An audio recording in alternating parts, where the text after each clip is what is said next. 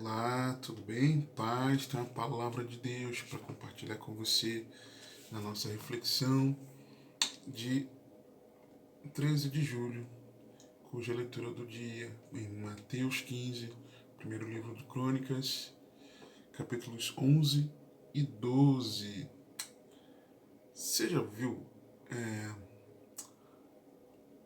uma igreja escandalizada?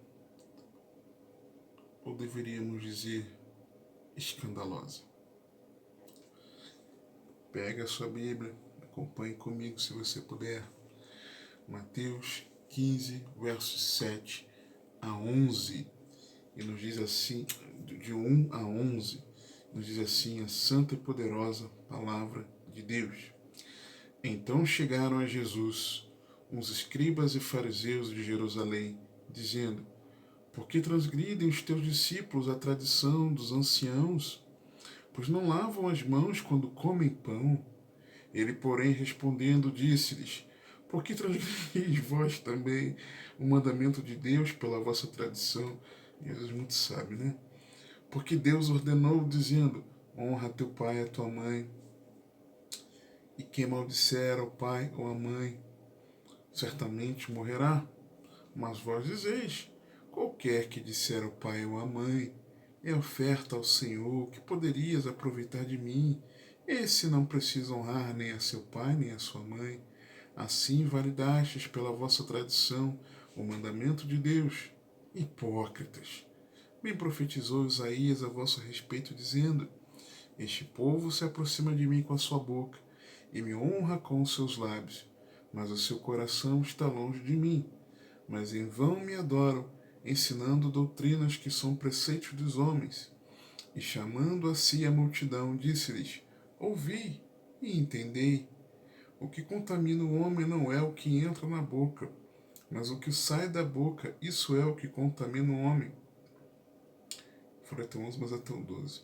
Então, acercando-se dele, os seus discípulos disseram-lhe: Sabes que os fariseus, ouvindo essas palavras, se escandalizaram?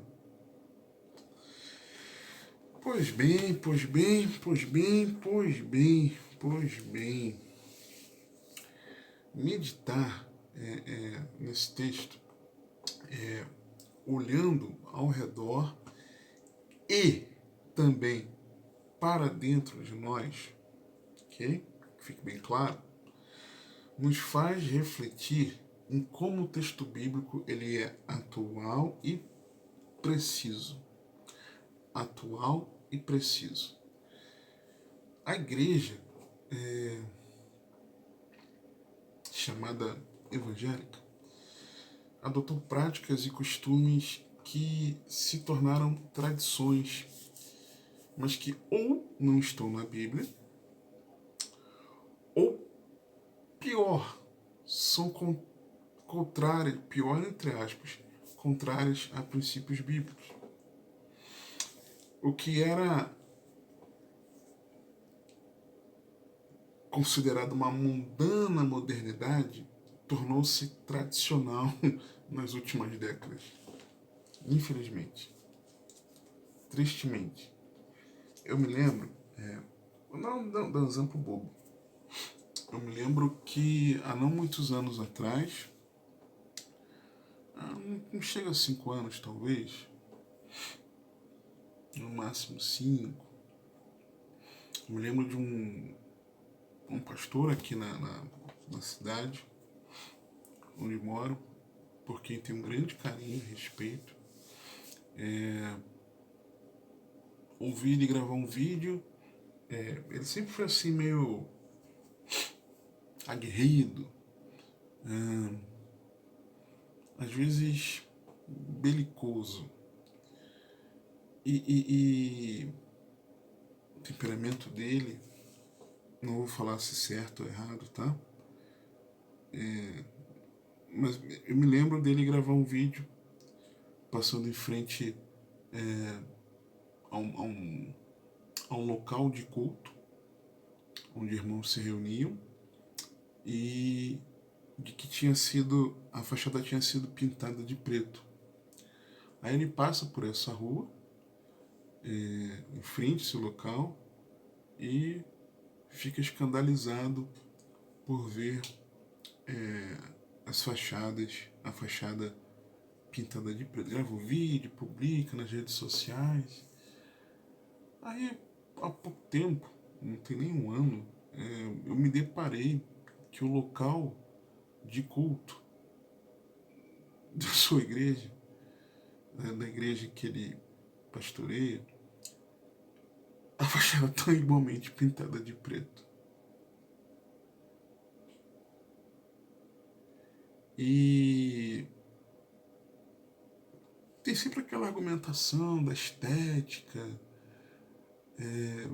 para que se destaque, desperte a atenção à fachada, internamente, para que as pessoas fiquem mais concentradas na mensagem, no clima ali, para criar um ambiente internamente e externamente, para chamar atenção, para se destacar, ou para se igualar com uma boate. Cada um pense da maneira que quiser. O fato é que aquilo que se apontava o dedo para dizer que escândalo, o mundo está entrando na igreja, agora já se tornou algo da sua prática.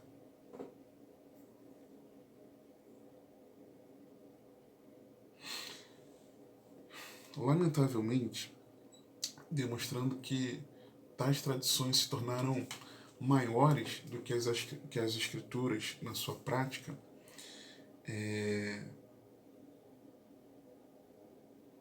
isso pesa, sabe? Pesa. Quando os membros não querem seguir aquelas tradições, vira tradições de homens, tá? Vira um transtorno monumental. E aos olhos de muitas, a pessoa deixa de ser um irmão, no conceito ali, para ser taxado como um herege. Oh, que herege! Que absurdo! Não quer seguir essa tradição. E aí o contrário também.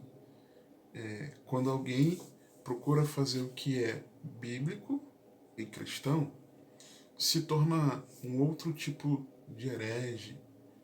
Porque não é assim que as igrejas têm feito. Porque não é desta forma. E tal. Por que ser assim? Tão extremado, tão extremista, tão radical. Ignoram ser escandalosos com suas práticas, mas ficam escandalizados com o verdadeiro evangelho. Os escândalos são difíceis. Mateus 18, 7, na parte A, ai do mundo por causa dos escândalos. Os escândalos são necessários. Mateus 18, 7, parte B. Porque é necessário que venham escândalos, mas ai daquele homem por quem o escândalo vem. Os escândalos são inevitáveis. Lucas 17, 1a. E disse aos discípulos, é impossível que não venham escândalos. Os escândalos são justos. E por que justos? Porque trazem a justa punição para quem os comete, a justa consequência. Lucas 17, 1b. Mas ai daquele por quem vierem. Uma igreja escandalosa, que fica escandalizada em ouvir que o evangelho não é moldado ao mundo, que não é fonte de lucro, que não favorece uma vida desregrada, vou viver do meu jeito. Não é também um triunfalismo, não é centrado em você, não é para atender às necessidades do homem. Uma igreja escandalosa, que fica escandalizada em ouvir que o evangelho é a boa notícia de que você pode viver sob o novo governo, o reino de Deus. Uma igreja escandalosa que fica escandalizada em ouvir que o Evangelho é o agir do amor de Deus em nós, provado naquela cruz, enviando o seu Filho unigênito, quando nós ainda éramos pecadores. Uma igreja escandalosa que fica escandalizada em ouvir que o Evangelho é perdão de pecados. Uma igreja que fica escandalosa, que fica escandalizada em ouvir que o Evangelho é libertação da escravidão do pecado. Prefere ficar na prática do pecado. Uma igreja escandalosa que se escandaliza em ouvir que o Evangelho é o desviar da ira vindoura. Por quê? Porque não prega essa verdade. E se escandaliza em ouvir sobre isso. Para! Tá botando medo nas pessoas. Uma igreja escandalosa que fica escandalizada que o Evangelho é a anulação da condenação eterna. Que só quer dizer, anunciar, que vai ficar tudo bem. Quando na verdade, quem não crê no nome do Filho unigênito do Pai já está condenado. Uma igreja escandalosa que se escandaliza em ouvir que o Evangelho é reconciliação com Deus. Uma igreja escandalosa que fica escandalizada em ouvir que o Evangelho é relacionamento com o Pai, é a vida eterna. E não as coisas aqui da terra. Não tratando do relacionamento com as pessoas. Vou usar a palavra de Deus, a vida de fé, para resolver meus problemas relacionais aqui na terra. Não, não. Uma igreja escandalosa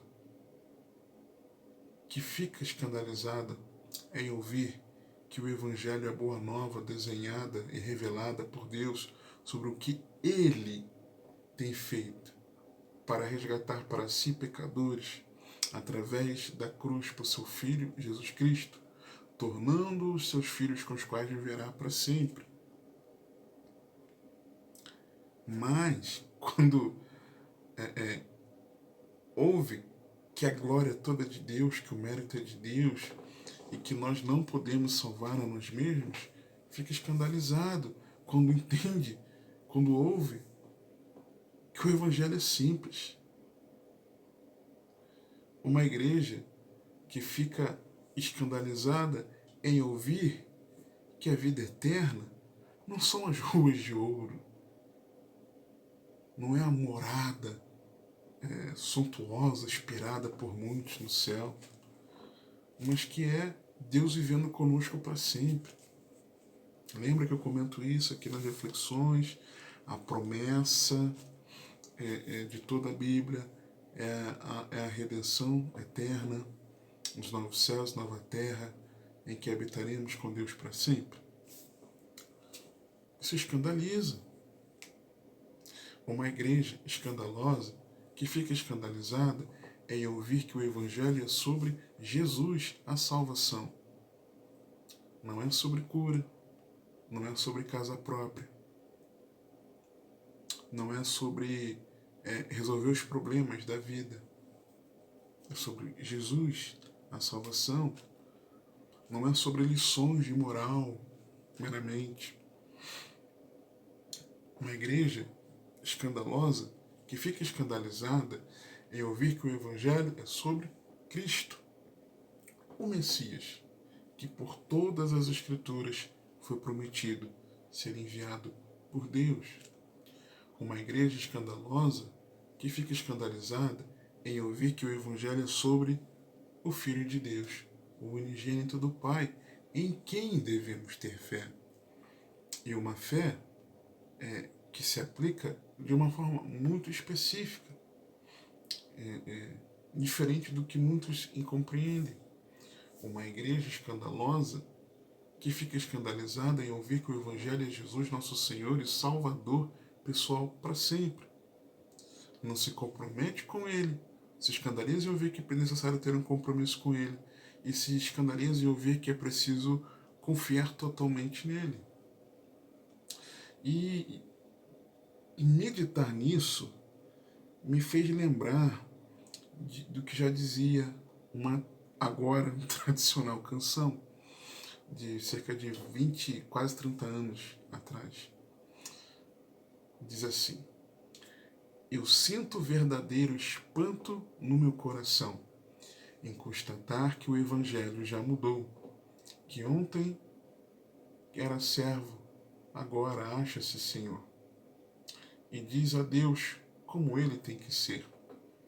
Mas o verdadeiro Evangelho exalta a Deus. Ele é tão claro como a água que eu bebi, e não se negocia sua essência e poder. Se camuflado, a essência perderá.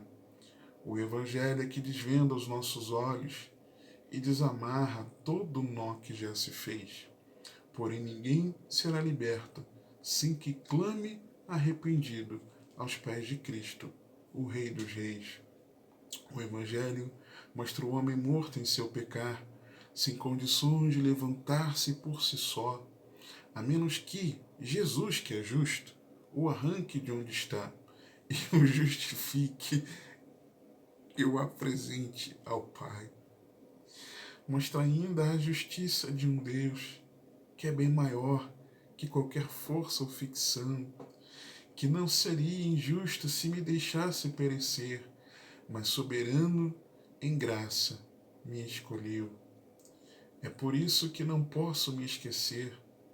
Sendo seu servo, não lhe digo o que fazer, determinando ou marcando hora para acontecer, o que sua vontade mostrará. O Evangelho é que desvenda os nossos olhos e desamarra todo nó que já se fez. Porém ninguém será liberto sem que clame, arrependido aos pés de Cristo, o Rei dos Reis. Porém ninguém será liberto sem que clame, arrependido aos pés de Cristo, o Rei dos Reis. Olhando para o nosso texto, nós vemos aqui características de uma igreja escandalosa, pelo menos aqui 4 delas. Né? 4 delas. Primeiro, desprezam a palavra de Deus. Verso 1. Então chegaram a Jesus os escribas e fariseus de Jerusalém, dizendo: por que transgridem os teus discípulos a tradição dos anciãos, pois não lavam as mãos quando comem pão? Ele, porém, respondendo, disse-lhes: por que transgredis vós também o mandamento de Deus pela vossa tradição? Porque Deus ordenou, dizendo: honra teu pai e tua mãe, e quem maldisser ao pai ou à mãe, certamente morrerá. Mas vós dizeis: qualquer que disser ao pai ou à mãe, é oferta ao Senhor o que poderias aproveitar de mim. Esse não precisa honrar nem a seu pai nem a sua mãe. E assim invalidastes pela vossa tradição o mandamento de Deus. Desprezo pela palavra. O que dizer do pouco tempo para a pregação? O que dizer do enfado com uma pregação longa? Sempre enfado. Não digo da pregação longa e chata, mas do sempre enfado, quando a pregação não é curta. O que dizer das palestras no lugar das pregações? Vou te falar, vou abrir um negócio que tem um dia que eu fiquei, eu me senti ofendido naquele dia em que eu ia pregar.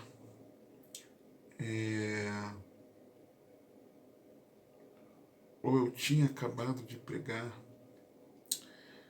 Não, 2 vezes. Uma eu acabando de pregar e outra eu iria pregar. Quando eu iria pregar, uma irmã disse assim, certa vez: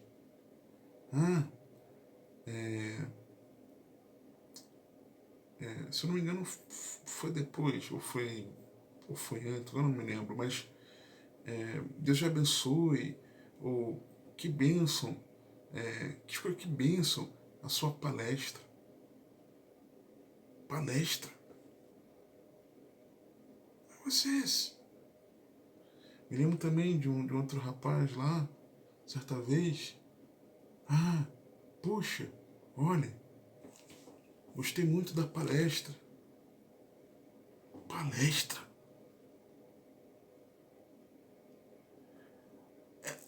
Há aqueles que têm expectativa de uma palestra, quando na verdade estão ouvindo a pregação do Evangelho para a glória de Deus. E tem aqueles que dizem que estão pregando o Evangelho, mas na verdade estão apresentando uma palestra. O que dizer da ausência de estudos bíblicos? Tem igreja que não ensina a Bíblia.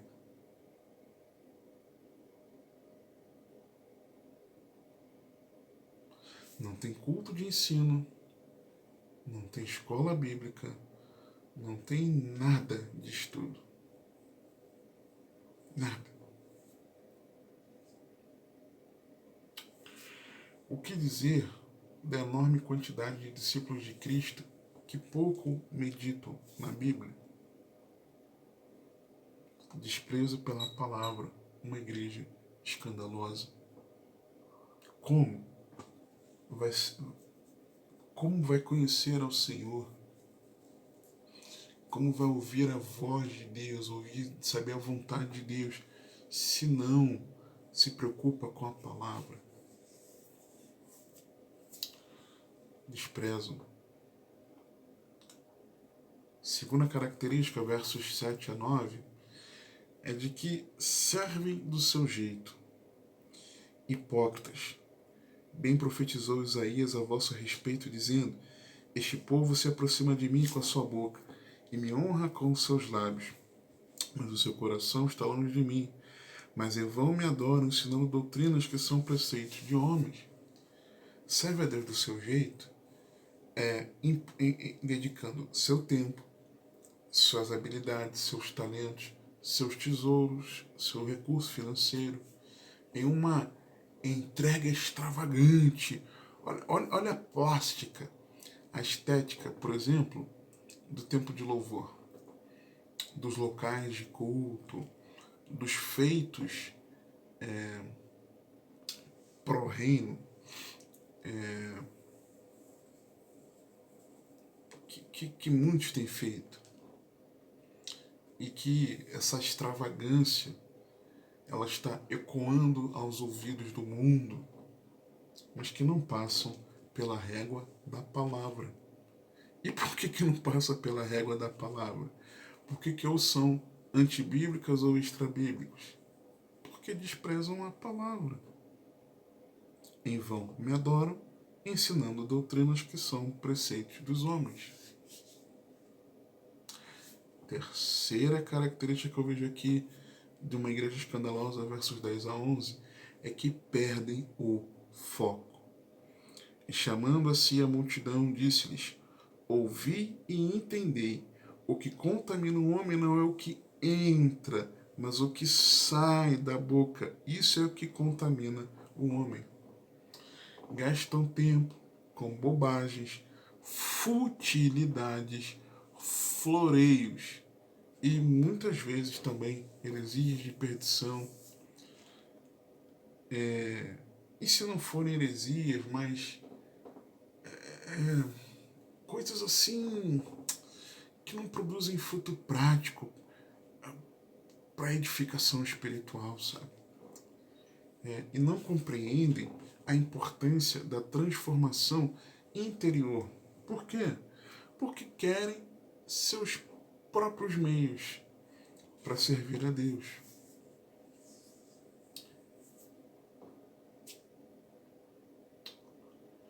Quarto, é que tendo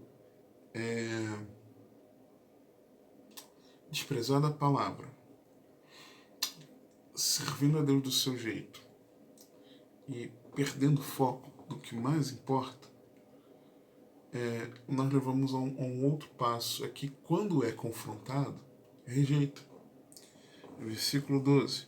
Então, acercando-se dele, seus discípulos disseram-lhe: sabes que os fariseus, ouvindo essas palavras, se escandalizaram? E se escandalizaram aqui um termo grego escandalizo, que é você colocar uma pedra de tropeço. É uma igreja escandalosa, que se escandaliza quando é confrontada nos seus pecados, porque perdeu o foco. Então, se é confrontado, perdeu o foco de que é necessário a transformação interior, ficar perdendo tempo, quando é confrontado, rejeita. Isso aí não é pra mim, não. Não tem que me arrepender. Não, Deus perdoa isso aí. Esse negócio aí de santificação, não. Pregação, ao invés de me colocar pra cima, de me alegrar. Poxa, tá me dizendo que eu tenho que me arrepender da minha prática? Só porque tá na Bíblia? Só por isso. Só porque tá na Bíblia? Quem foi que escreveu a Bíblia? Não aceito isso não. Pula textos durante a sua leitura bíblica que não se torna uma meditação de fato. Pula textos que o confrontam. É isso aí. E qual é a consequência? Verso 14. Deixai-os. São cegos condutores de cegos. Ora, se um cego guiar outro cego, ambos cairão na cova. Qual é a consequência? Estão caminhando para a condenação eterna. Qual é a raiz desse problema? A raiz de tudo isso é a natureza pecaminosa em nosso coração. Verso 15. E Pedro respondendo disse-lhe, explica-nos essa parábola. Jesus, porém, disse, até vós mesmos estáis ainda sem entender? Ainda não compreendeis que tudo que entra pela boca desce para o ventre e é lançado fora no esgoto? Mas o que sai da boca procede do coração, e isso contamina o homem, porque do coração procedem os maus pensamentos, mortes, adultérios, fornicação, furtos, falsos testemunhos e blasfêmias. São estas coisas que contaminam o homem, mas comecem a lavar as mãos, isso não contamina o homem. E aí, como então nós não sermos uma igreja escandalosa? Como? E essa é a questão. Versículo 13 tem a orientação, a explicação de Jesus. Ele, porém, respondendo, disse, toda a planta que meu Pai Celestial não plantou será arrancada. Então, como não ser uma igreja escandalosa? Refletindo e correspondendo à conclusão, se fomos de fato plantados pelo Senhor. Fazemos isso nos fazendo algumas perguntas.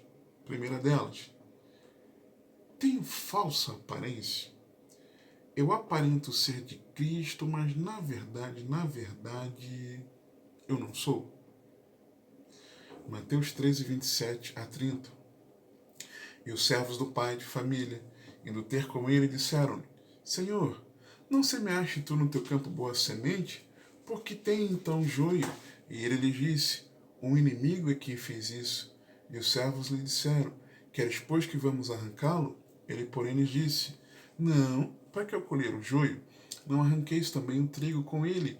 Deixai crescer ambos juntos até a ceifa, por ocasião da ceifa direi aos ceifeiros, colhi primeiro o joio e atai-o em molas para o queimar, mas o trigo ajuntai-o no meu celeiro. Versos 37 a 43 agora. E ele respondendo disse-lhes, o que semeia a boa semente é o filho do homem. O campo é o mundo, e a boa semente são os filhos do reino, e o joio são os filhos do maligno.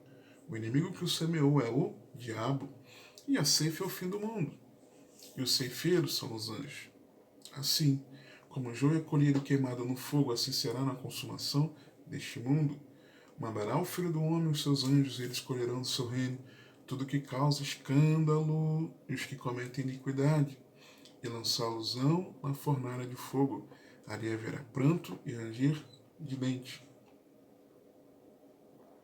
Então, os justos resplandecerão como o sol no reino de seu Pai. Quem tem ouvidos para ouvir, ouça. Ou seja, tem o trigo, mas tem o joio. Quem é você? Quem sou eu?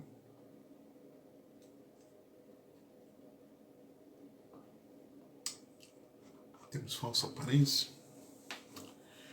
Segunda pergunta nós nos fazermos: estou em Cristo? João 15, 1 a 8. Eu sou a videira verdadeira e meu pai é o lavrador.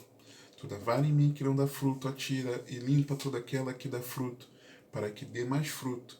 Vós já estáis limpos pela palavra que vos tenho falado. Está em mim e eu em vós. Como a vara de si mesma não pode dar fruto, se não estiver na videira, assim também vós, se não estiverdes em mim. Eu sou a videira, vós as varas, os ramos. Quem está em mim e eu nele, esse dá muito fruto, porque sem mim nada podeis fazer. Se alguém não estiver em mim, será lançado fora, como a vara, e secará, e os colhem, e lançam no fogo, e ardem. Se vós estiverdes em mim, as minhas palavras estiverem em vós, pedireis tudo o que quiserdes, e vos será feito. Nisto é glorificado meu Pai, que deis muito fruto, e assim sereis meus discípulos. Terceira questão, pergunta a se fazer: arrependi-me sinceramente? Mateus 3, 7 a 10. E vendo ele, muitos dos fariseus e dos saduceus que vinham ao seu batismo, dizia-lhes: raça de víboras, quem vos ensinou a fugir da ira futura e da ira vindoura? Produzi, pois, frutos dignos de arrependimento, e não presumais vós mesmos, dizendo: temos por pai Abraão, porque eu vos digo que mesmo destas pedras Deus pode suscitar filhos a Abraão. E também agora está posto o machado à raiz das árvores. Toda árvore, pois, que não produz bom fruto, é cortada e lançada no fogo. Uma quarta pergunta a se fazer: estou na palavra? Salmo 1, versos 1 a 6. Bem-aventurado o homem que não anda segundo o conselho dos ímpios, nem se detém no caminho dos pecadores, nem se assenta na roda dos escarnecedores. Antes tem o seu prazer na lei do Senhor, e na sua lei medita de dia e de noite. Pois será como a árvore plantada junto a ribeiros de águas, a qual dá o seu fruto no seu tempo, e as suas folhas não cairão, e tudo quanto fizer prosperará. Não são assim os ímpios, mas são como a moinha que o vento espalha. Por isso, os ímpios não subsistirão no juízo, nem os pecadores na congregação dos justos. Porque o Senhor conhece o caminho dos justos, porém o caminho dos ímpios perecerá. E quinto, vivo para a glória de Deus. Filipenses 1, 9 a 11.